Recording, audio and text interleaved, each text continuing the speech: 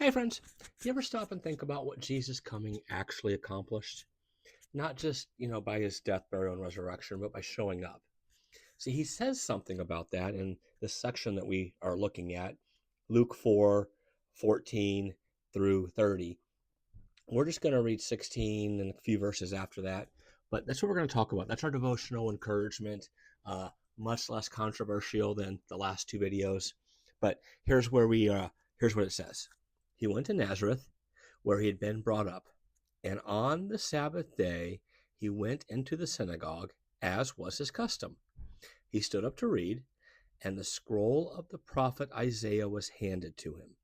Unrolling it, he found the place where it was written, "The Spirit of the Lord is on me, because he has anointed me to," here we go, "proclaim good news to the poor.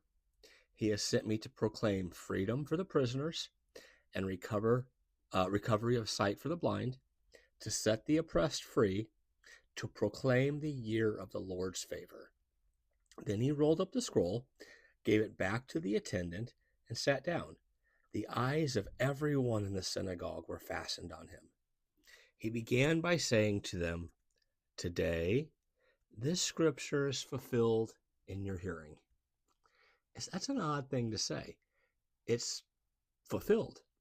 See, I think the ailments that he's talking about here, they're not necessarily the physical application of the ailments. He was going to spend the next few years taking care of those. Some of them, right? He would heal the blind. He would or give sight back to the blind. He would help the lady with the bleeding issue. He would help the paraplegic would walk again, several of them. He would cleanse the lepers. So when he says that it's fulfilled, well, kind of.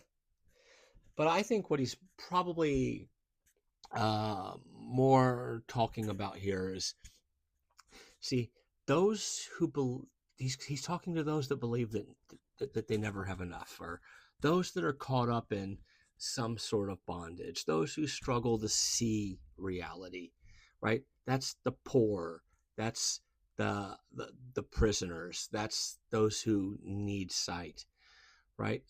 Those who constantly feel attacked, right? The oppressed, and those who feel forgotten by God, those that he came to proclaim the year of the Lord's favor.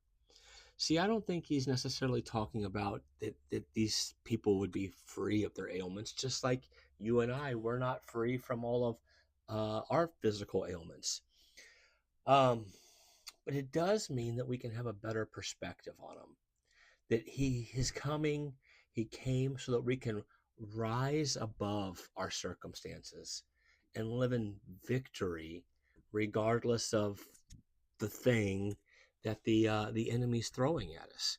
Right? We now have the power to break the power of sin and bondage and darkness, lies, all the things that seemingly hold us back. We now can find freedom in Jesus because of his coming. And then we get to flip it around. And as we're finding freedom, we get to show our friends and family and neighbors the way to freedom as well. See, that's what Jesus accomplished. And uh, he accomplished it in the lives of the people right here. He gave them the potential to find that freedom, and he offers that same freedom to you, and he offers it to me, and he wants us to use it to offer it. He wants us to use that freedom to show others the way to that same freedom. Have a beautiful day. Bye-bye.